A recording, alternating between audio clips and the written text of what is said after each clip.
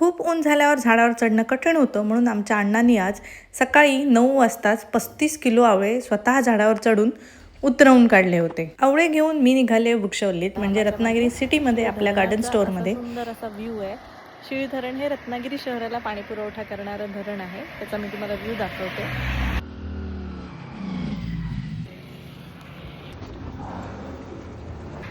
मंडळी, वाजलेत दुपारचे 12.